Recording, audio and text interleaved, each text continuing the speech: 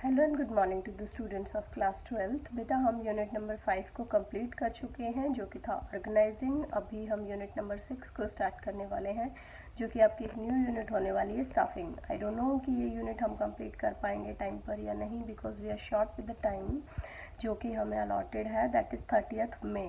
Because जून के month में इट इज़ एक्सपेक्टेड कि शायद समर वेकेशन स्टार्ट हो सकते हैं और इधर इट इज़ पॉसिबल कि आपके जून 1 से स्कूल में ही क्लासेस कंडक्ट की जाएंगी। So I wanted to complete this very unit number 6 on time. So please cooperate accordingly. वैसे हमारे पास सैटरडे संडे का दिन भी होगा, सो आई जस्ट होप कि हम इस टॉपिक को टाइमली कंप्लीट कर सकें। Thank you students, this is our lecture number 23 and we are with our unit number 6, that is stuffing. Today we are going to start this very unit. In our last lecture we have completed organizing, that is our unit number 5.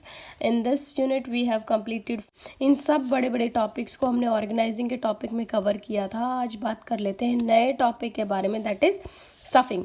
तो stuffing का मतलब क्या होता है? जो सब चीज़ें हमने ऑर्गेनाइजिंग में अरेंज की थी, जैसा मैंने ऑर्गेनाइजिंग में आपको स्ट्रक्चर बताया था कि एक आपके हेड होंगे, एक आपके बोर्ड ऑफ डायरेक्टर होंगे, उनके नीचे आपके मैनेजर्स होंगे, मैनेजर्स के नीचे आपके सुपरवाइजर्स होंगे और इन सुपरवाइजर्स को मिला करके हम स्केलर चेन बनाते हैं। तो इसी सब चेन को बना के रखने के लिए या इस चेन को फिल करने के लिए हमें क्या चाहिए? स्टाफिंग चाहिए। हमने ये तो डिसाइड कर लिया ऑर्गेनाइजिंग में कि हमें किस तरीके का स्ट्रक्चर रखना है हमारी ऑर्गेनाइजेशन का, लेकिन उस ऑर्गेनाइजेशन के स्ट्रक्चर को बना के रखने के लिए हमें क्या चाहिए होगा? स्टाफ चाहिए होगा, एम्प्लॉयज़ चाहिए होंगे।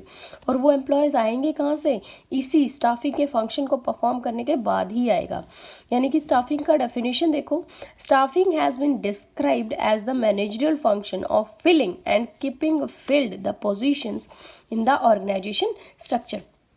जैसे एक बात बताइए, आप एक बस में जा रहे हैं, ओके, एक बस में जा रहे हैं, एक बस में क्या सब चीज़ें, कौन कौन से एम्प्लॉयज़ आपको रिक्वायर्ड होगा? एक ड्राइवर रिक्वायर्ड होगा, ठीक है, एक कंडक्टर रिक्वायर्ड होगा, इसके अलावा आपको क्या चाहिए होगा? एक टिकट जो काटते हैं वो आपको चाहिए होंगे बस स्टॉप पे। अब ये सब लोगों में से अगर कंडक्टर ना हो, ठीक है, तो कौन चेक करेगा? ड्राइवर तो बीच में सीट से उठ करके आएगा नहीं कि भाई टिकट ली कि नहीं ली या क्या सब है। और अगर ड्राइवर ही ना हो तो कंडक्टर के होने से भी बस नहीं चलेगी।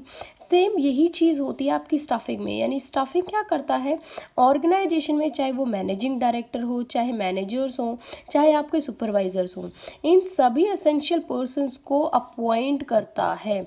इन सभी पोजीशन के लिए जो भी सूटेबल पर्सन्स होते हैं उनको रिक्रूट करता है। और रिक्रूटमेंट सिर्फ रिक्रूटमेंट नहीं, उसके रिक्रूटमेंट को परमानेंटली फील्ड भी रखता है। यानी कि अगर कोई एम्प्लॉय आपकी ऑर्गेनाइजेशन में आज अपॉइंट हुआ है, ठीक है, किसी रीज़न बीइंग उसकी कोई हेल्थ ख़राब होती है, कुछ भी और उसके साथ प्रॉब्लम्स होती है और वो ऑर्गेनाइजेशन को छोड़ जाता है, या इस मिडिल लेवल के ऊपर आपके जो मैनेजर हैं, मैनेजर्स में से परचेज मैनेजर जो है वो छोड़ गया जो, तो आपके जो स्टाफिंग का फंक्शन है वो ये भी ध्यान देता है कि इस परचेज मैनेजर वाली पोस्ट को खाली ना रखा जाए। इस पोस्ट के लिए किसी और कॉम्पिटेंट पर्सन को हम लोग पहले से फिल करके रखेंगे। यानी कि function of filling and keeping filled. Filling मतलब एक बार फिल करना, एंड कीपिंग फील्ड का मतलब हमेशा ये पोजीशन जो है इसके ऊपर कोई ना कोई एम्प्लॉय इस फंक्शन को परफॉर्म करने के लिए ज़रूर रेडी हो, इस बात का भी ध्यान देना। In the organisation structure, organisation का स्ट्रक्चर जो कि मैंने आपको स्केलर चेन से बताया है। Can you see this organisation structure students? यही ऑर्गेनाइजेशन स्ट्रक्चर आपकी ऑर्गेनाइजेशन में एम्प्लॉयज़ को रिक्रूट करने में हेल्प करता है कि किस पोजीशन पे किस एम्प्लॉय को हमें रिक्रूट करना है। इस स्ट्रक्चर को आप लोग अच्छे से देखिए। स्टाफिंग का जो फंक्शन है वो आपके लिए काम करता है कि राइट पर्सन को राइट जॉब के लिए देना।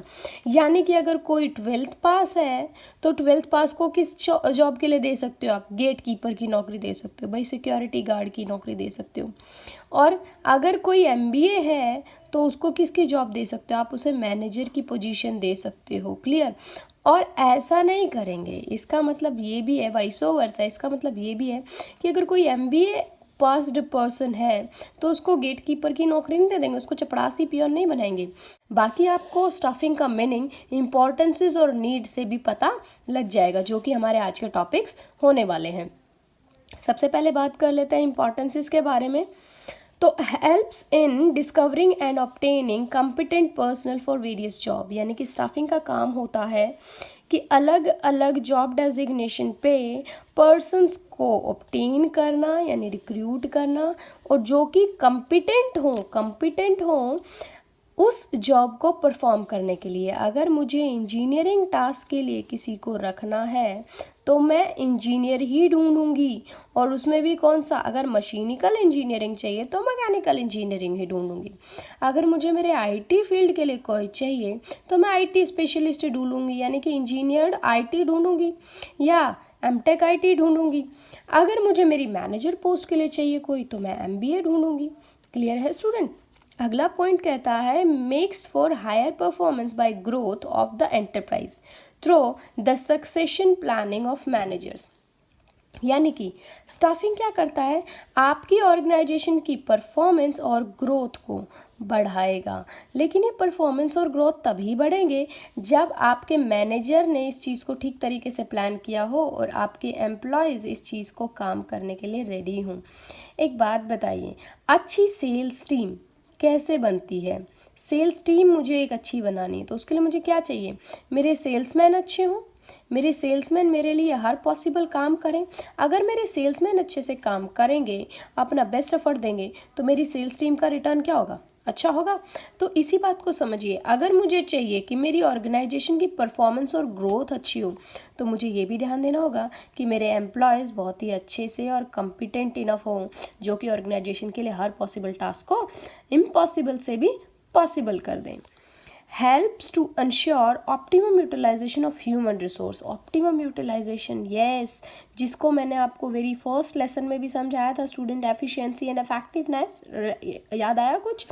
तो ऑप्टिमम यूटिलाइजेशन का क्या मतलब है, अगर मेरे पास कोई इंजीनियरिंग प्रोफेशन का बंदा है तो मुझे उसे इंजीनियरिंग प्रोफेशन से ही रिलेटेड टास्क देने चाहिए ताकि मैं उसकी एफिशिएंसीज को क्या कर सकूं, यूटिलाइज कर पाऊँ।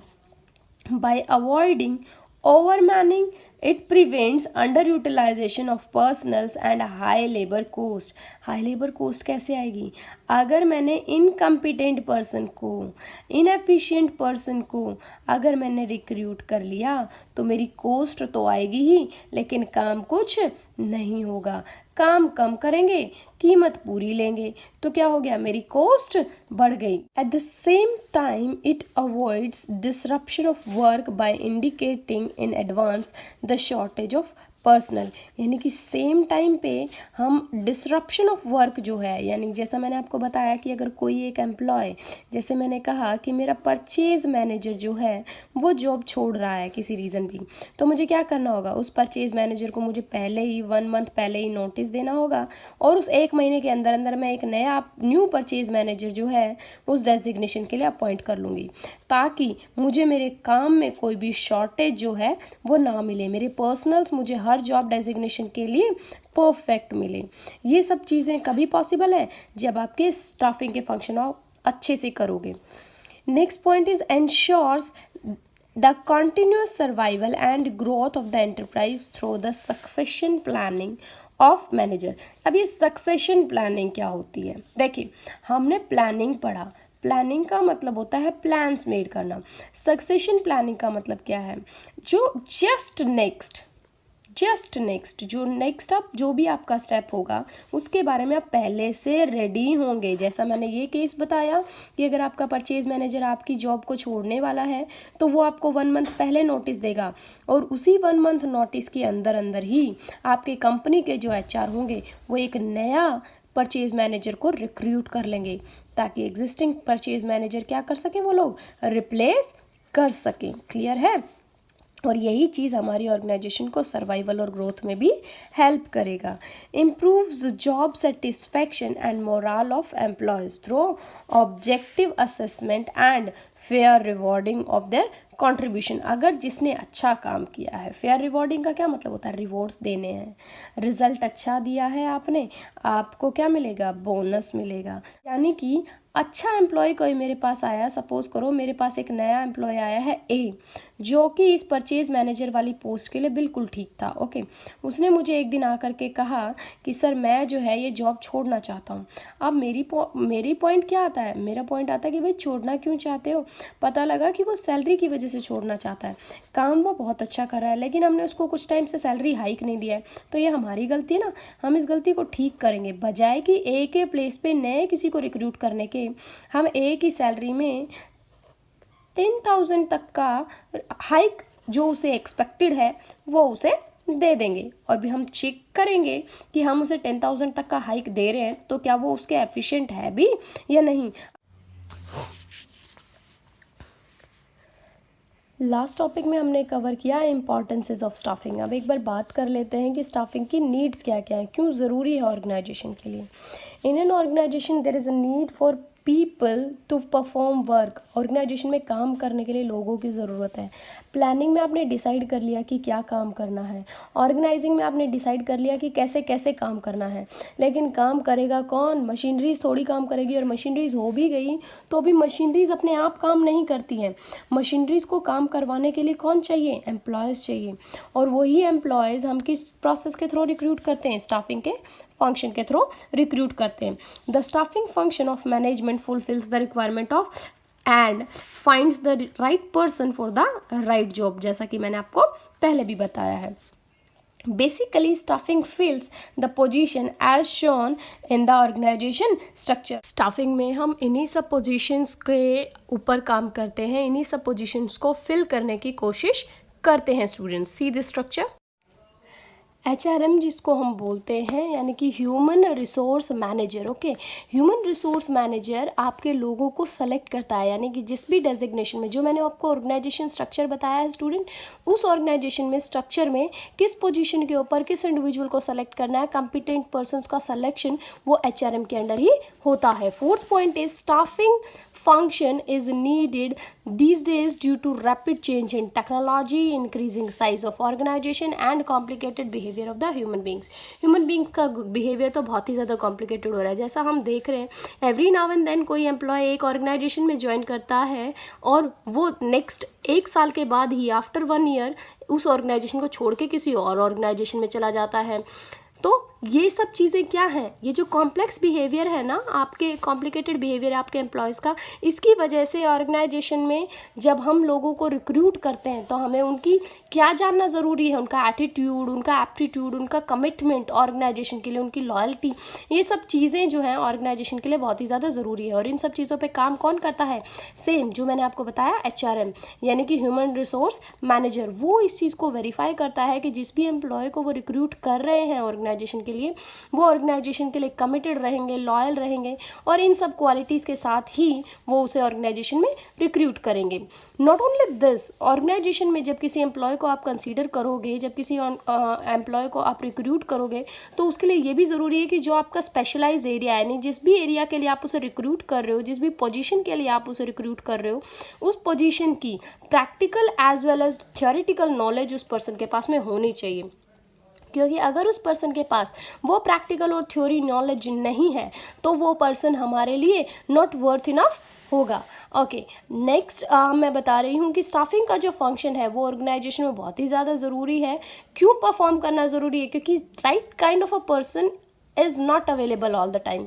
हमेशा ज़रूरी नहीं है कि जो पर्सन मुझे रिक्वायर्ड है वो उसी टाइम बीइंग मुझे मिल जाए। टाइम छोड़िए, सैलरी भी बहुत बड़ा एक इशू होता है। सैलरी भी कई बार ऐसा होता है जो डिजर्विंग कैंडिडेट्स होते हैं वो हमसे सैलरी ज़्यादा मांगते हैं, लेकिन हम चाहते हैं कि हम उसको मिनिमम सैलरी के ऊपर ग्रैब कर सकें, लेकिन कई बार एम्प्लॉयज़ नहीं भी आते हैं। इसके अंदर दो इंडिविजुअल्स, एक जो आपका कंपनी का HRM होता है जो आपकी कंपनी को रिप्रेजेंट करता है, और एक सामने वाला एक स्टाफ मेंबर जिसको आप रिक्रूट करने वाले हो, उसकी क्वालिटीज़, कॉम्पिटेंसीज, लॉयल्टीज़ और नॉलेज वगैरह सब चेक करने के बाद HRM उसे सेलेक्ट करेगा फॉर द जॉब। लेकिन अगर उसकी भी जो एक्सपेक्टेशंस होगी, सी जैसे कंपनी की कुछ एक्सपेक्टेशंस होती है, एज द सेम वे एक स्टाफ मेंबर, एक एम्प्लॉय की भी कुछ एक्सपेक्टेशंस होती है। अगर कंपनी की एक्सपेक्टेशंस स्टाफ मेंबर को फुलफिल करती हैं, लेकिन स्टाफ मेंबर की जो एक्सपेक्टेशंस उसको कंपनी फुलफिल नहीं करता है, तो ये रिक्रूटमेंट की जो आपकी स्टाफिंग की जो प्रोसेस है वो कॉम्पिटेंटली फुलफिल नहीं हो पाएगी। और organisation will not be able to sell its products profitably. यानी अगर ठीक तरीके के एम्प्लॉयज़ आपकी ऑर्गेनाइजेशन में नहीं होंगे जो आपके मटेरियल, टाइम और एफर्ट्स और इन सब चीज़ों की वेस्टेज ना करके, उनको मिसलीड ना करके फेवरेबल रिजल्ट आपको दें,